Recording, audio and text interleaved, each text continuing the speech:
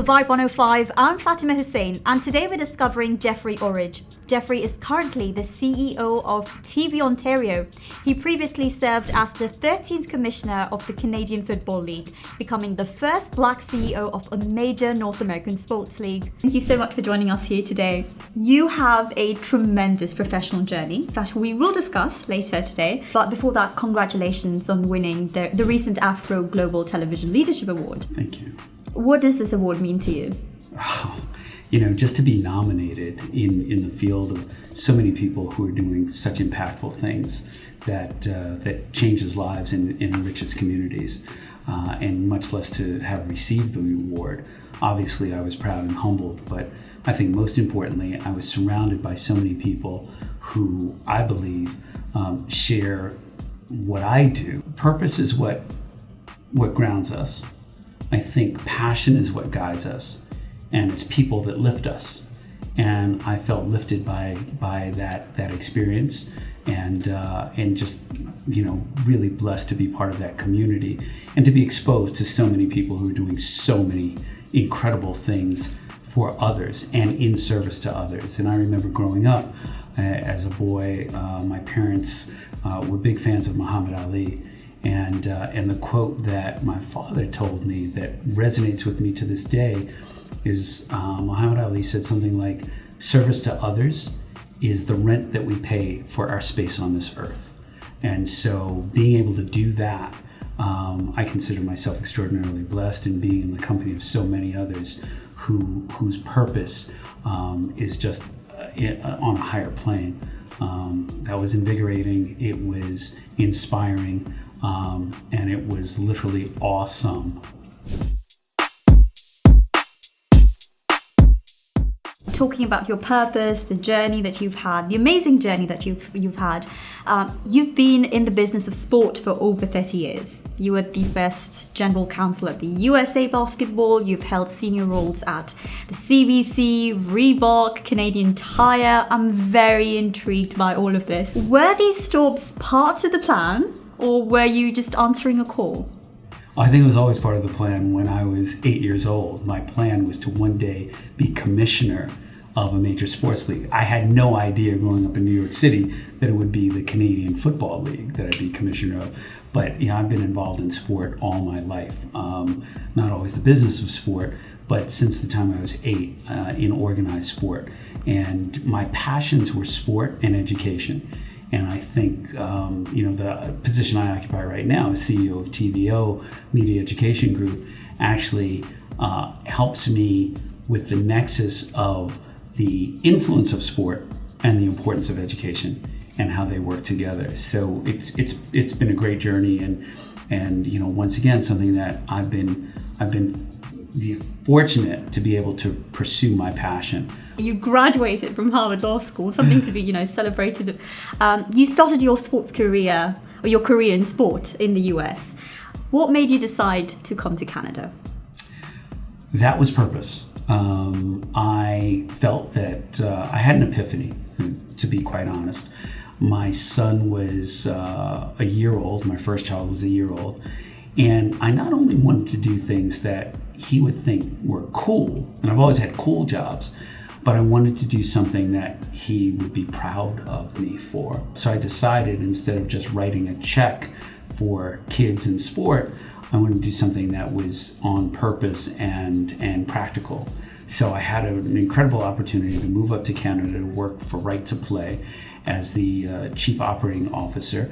We were responsible for over 20 countries around the world using sport for development, which was fairly innovative at the time. This was 2007 that I came up here.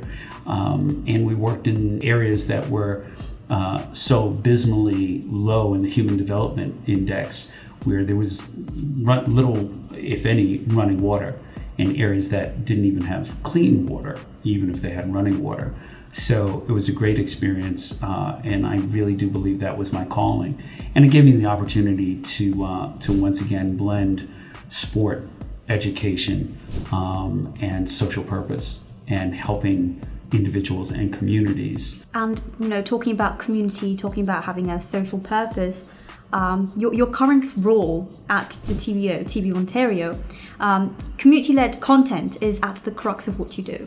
So in terms of everyday decision making, from a position as important as yours, in terms of the editorial choices you make, what are some of the factors that you consider in selecting racialized, community-led stories for your various platforms? Yeah, that's a great question.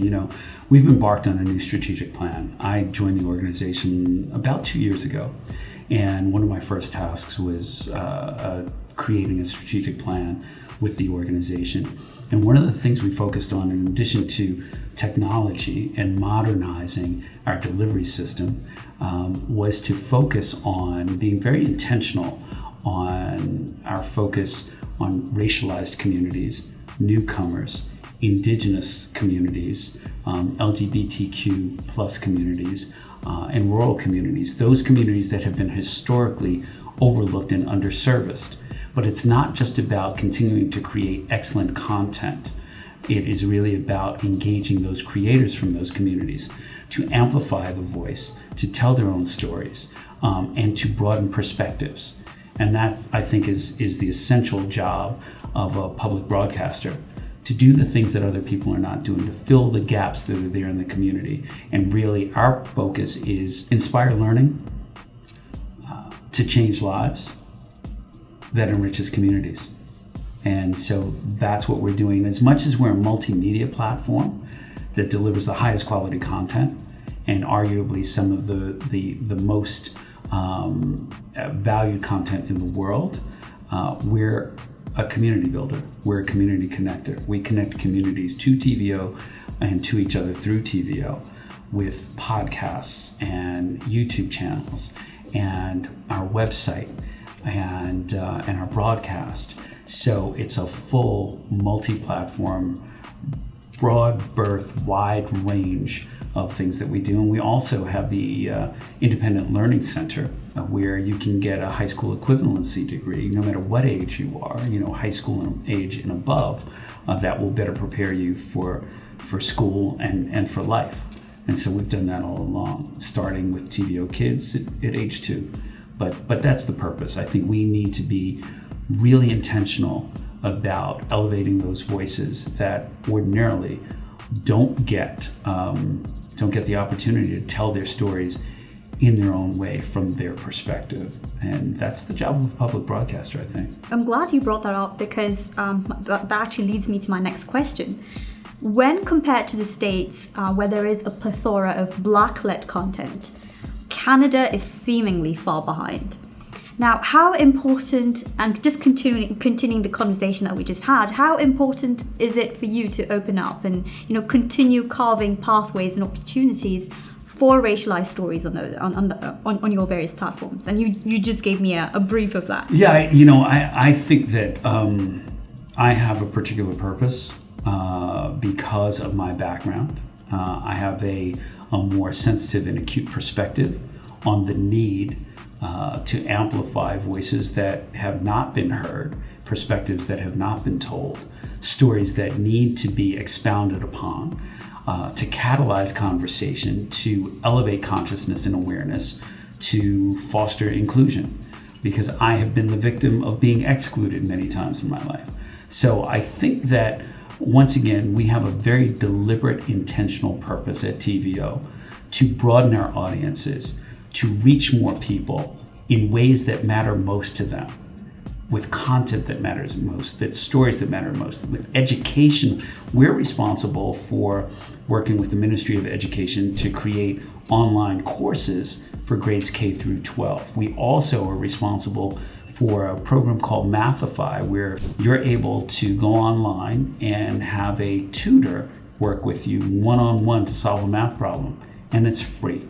We have a Black Leadership Initiative where we work with TDSB, and we have Black students come in for the summer, because one of the reasons why I think Black folks have been shut out in many ways is because we don't have the same network. We don't have that embedded network of people who are decision makers and influencers, and people who are already connected to the network, literally.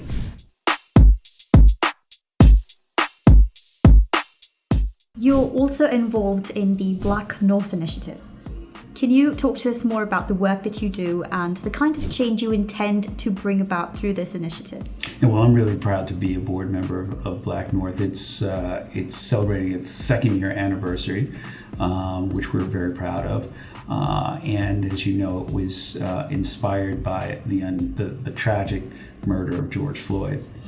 So Wes Hall, the founder and chair, has done an incredible job of amplifying anti-Black racism and what we can do to confront it. So everything from educational support, mentorships, scholarships, affordable housing, being able to provide opportunities to create generational wealth, not just through educational aspects, but through capital and having access to capital. Opening those doors to getting loans for young entrepreneurs, for creative folks, for people who have historically been disenfranchised from the opportunity to contribute not only to themselves, but to the business community. So once again, by allowing those opportunities, by fostering those opportunities, by giving voice to some of the anti-Black racism that is pervasive in many areas, I think that helps to lower the barriers and break down some silos that have been created and create opportunities that are well-deserved opportunities to enhance everybody's life. A few minutes ago, you mentioned you know what it means to be excluded. And in one of your interviews, I watched that you mentioned receiving racially charged hate mails, all the way from Twitter to actual physical mail at home. Sure. In light of that incident, can you expand on the racism you've experienced through your career, especially in Canada? I can expand on that, on the racism that I've experienced through my entire life. I recall when I was probably about 10 years old, I was in my own backyard, and two police officers came, one from an alleyway and the other through my garden with guns drawn, because there was a theft of a bicycle from one of my best friends, my next door neighbor. I certainly didn't fit the description other than being Black.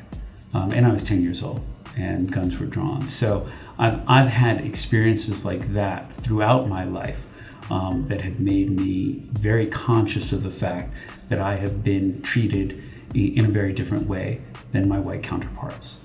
That is obvious discrimination, bias, and there have been incidents of outright hatred, but certainly my experiences pale in comparison to so many young Black men whose lives have not only been threatened but lost. So it's fine for me to speak about that, but certainly what I have endured is nothing compared to what anyone who is particularly a young Black male, whether it's in the United States or Canada, can be subject to at any time. And there are various forms of racism, and some of which is really insidious and covert. The fact that there are many people who are qualified that don't get into institutions of higher learning, that don't get that job, much less job offer, but they don't even get the interview based on their name or based on how they look, the color of their skin. They don't get opportunities, and that's really the insidiousness of racism, where oftentimes you question yourself and you question your own qualifications, even though you may be not only eminently qualified, but certainly more qualified than your counterparts. And you're wondering, why are you not getting the opportunity? Why are you not getting that chance to shine? So it comes in all different, in all different shades, if you will, racism, and on all different levels. You have held many accolades. You've been recognized as the first in many. You have yourself pages in North American history, especially in Canadian media history. Your accomplishments mean so much to so many people. But what do these accomplishments, what do they mean to you, and the impact that you consider you've played and you continue to play throughout Canadian media? Once again, I'm always surprised whenever I get the opportunity to do things that no one else has done, but certainly to be recognized for it, because there's so many people out there who are infinitely more qualified than I am, but just haven't been given the opportunity. So I really do feel like I have a responsibility, because I've been blessed to be in these positions, to do more than just for myself. And once again, Muhammad Ali, service to others is the rent you pay for your space on this earth. And that's kind of how I grew up.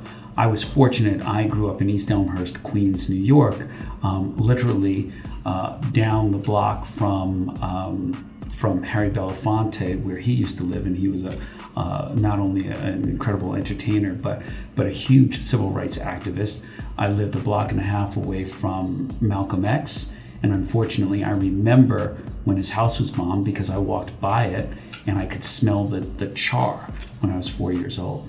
But those kinds of influences, and my parents being involved in social work, and my mother being a caregiver, being a nurse, and both my brother and my sister, once again, working for the community and working for others, I was instilled with that sense of responsibility.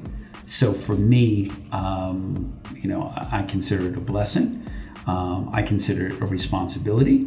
I consider it an obligation to do more and to do as much as I can with what I have, when it's appropriate and when it's available.